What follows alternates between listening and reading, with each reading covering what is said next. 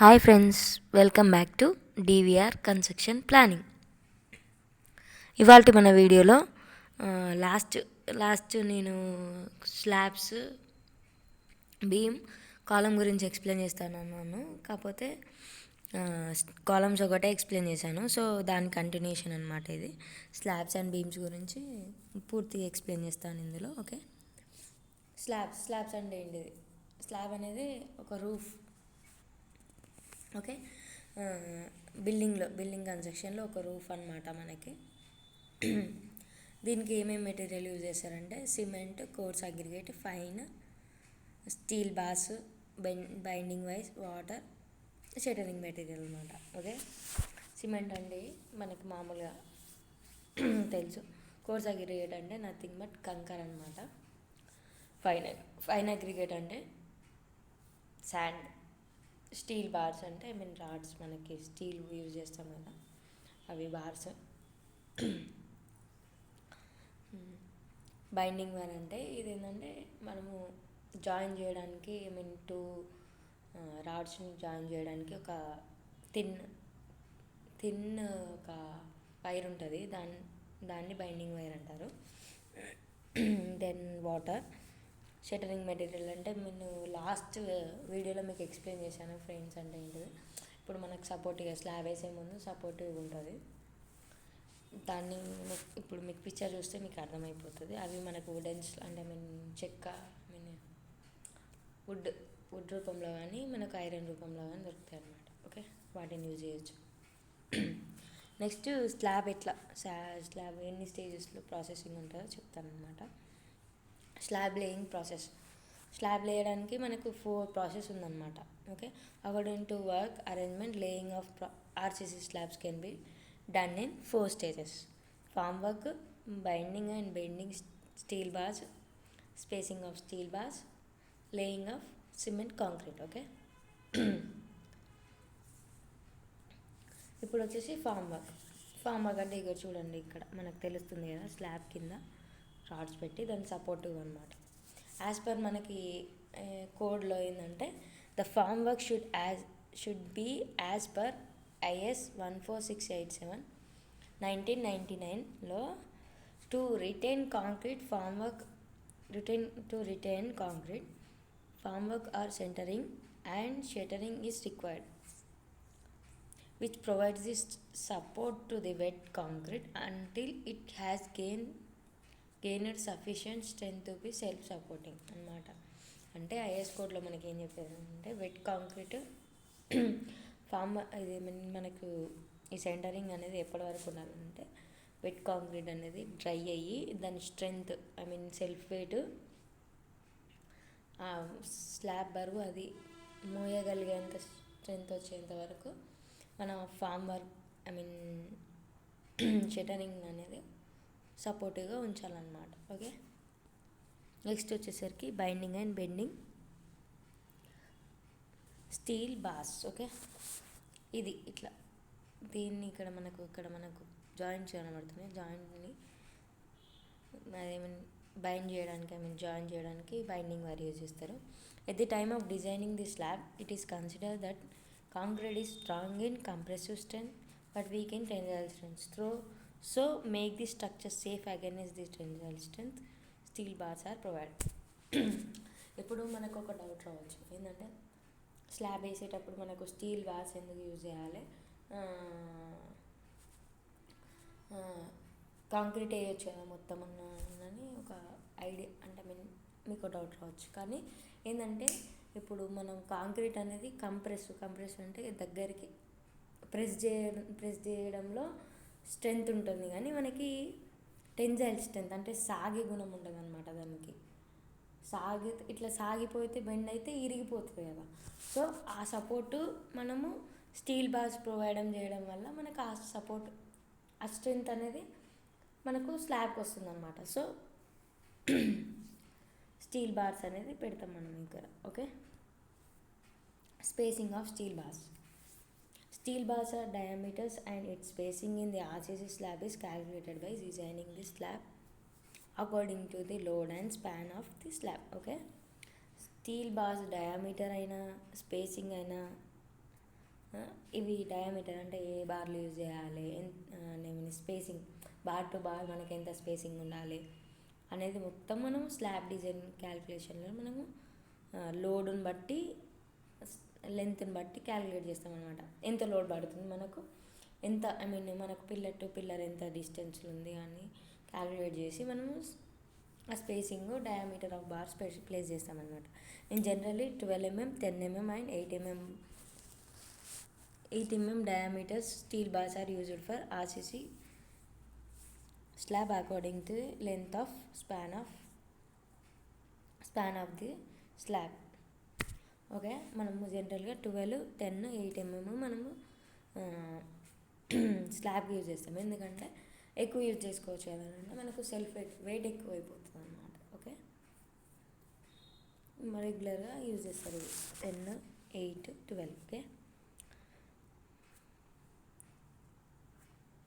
Similarly spacing is from 4.5 inches to 6 inches in the main bars and 6 to 8 inches in distribution bar. Okay, మామూలుగా జనరల్గా 4.5 నుంచి 6 inches వరకేమో main bars spacing అంత spacing ఉంటుంది.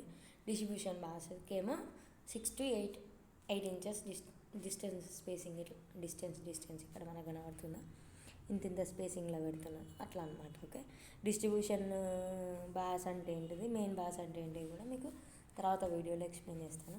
వాటి గురించి కూడా అది డీటెయిల్గా చెప్పేస్తాను మీకు. Okay, next laying of cement concrete. Okay, last process ఇది. Make walking way on steel bars by placing wooden plates to avoid disturbance in steel bars. Now start to laying the cement concrete mix as per design, but below the 1:2:4 ratio the mixed should be mechanically mixed and vibrator after laying on slab. Okay, ఇట్లా మనకు ఫోటోలో చూపించినట్టు లే చేస్తామన్నమాట. అంటే bars కింద ఉన్న bars వేసేటప్పుడు డిస్టర్బ్ కాకుండా మనము wooden plates to avoid disturbances in steel bars అనమాట. ఓకే, ఇదేందో నేను డీటెయిల్గా తెలుసుకొని మీకు చెప్తాను. ఓకే, ఇట్లా మనం కాంక్రీట్ లే చేసినాక వాయిడ్స్ ఉంటాయి అన్నమాట, మనకి ఎయిర్ వాయిడ్స్ ఉంటాయి. అవి పోవడానికి కాంక్రీట్ అనేది సెటిల్ కావడానికి మనము వైబ్రేటర్ యూజ్ చేస్తామన్నమాట. Okay, curing after laying the RCC slab it should be cure for 28 days for getting full strength. ఒక ఆర్సీసీ స్లాబ్ వేసినాక మనకు 28 days పడుతుంది అనమాట దాని ఫుల్ స్ట్రెంత్ రావడానికి. గట్టిగా దాని ఒరిజినల్ స్ట్రెంత్ రావడానికి 28 days పడుతుంది అనమాట. ఓకే, దిస్ ఈజ్ స్లాబ్ అనమాట. ఓకే, నెక్స్ట్ బీమ్ అంటే ఏంటి? Actual a beam is a structure element that is capable of withstanding load primarily by resistant against bending. The bending force induced into the material of the beam as a result of external loads, onward span and external reactions to this load is called bending moment.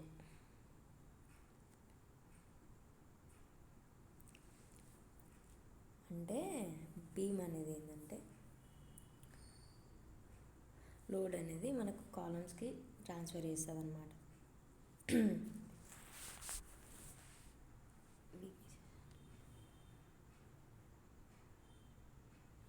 ఇప్పుడు మనకు slab నుంచి వెళ్ళి ఒక load వచ్చినప్పుడు దాన్ని ఈక్వల్గా transfer చేస్తుంది. ఇప్పుడు మనకు ఉంది కదా, ఇప్పుడు ఈ ఫిగర్లో చూపిస్తున్నారు కదా, ఒక ఫోర్స్ అనేది ఇక్కడ బెండ్ అయినప్పుడు బెండ్ అయ్యి ఆ ఫోర్స్ అనేది దీనికి షేర్ చేస్తుంది అనమాట equally. Okay,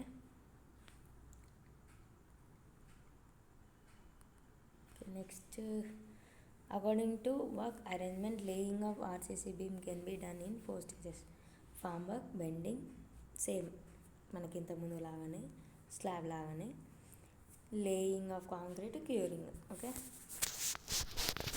formwork should be to retain concrete formwork or centering and required. Centering, దీనికి కూడా సెంటరింగ్ పెడతాం అనమాట.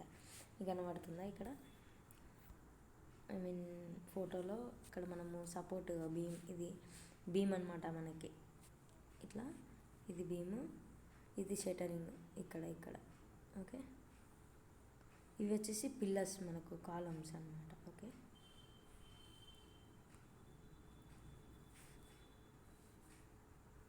బైండింగ్, వీటికి కూడా ఇట్లా, ఐ మీన్ మనకు ఇక్కడ వీటినేమో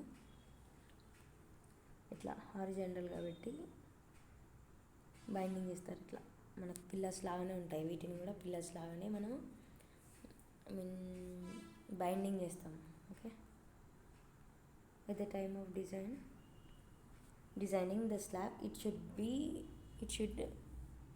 it is considered that concrete is strong in compressive strength but weak in tensile strength, so making the structure safe against the tensile strength, steel bars are provided. Okay, ఇంతకుముందు మీకు explain చేశాను laying. ఇప్పుడు మళ్ళీ మనము mixture ఇందులో లేస్తున్నాం అనమాట, concrete mixture. Next వచ్చేసి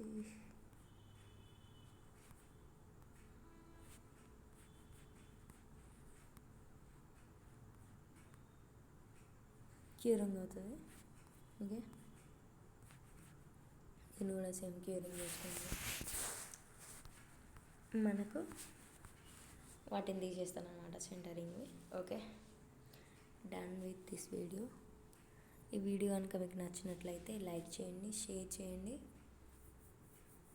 కింద సబ్స్క్రైబ్ బటన్ ఉంటుంది, దాన్ని క్లిక్ చేయండి. పక్కనే ఒక నోటిఫికేషన్ సింబల్ ఉంటుంది, దాన్ని క్లిక్ చేస్తే నా ప్రతి ఒక్క వీడియో మీరు మిస్ కాకుండా చూడగలుగుతారు.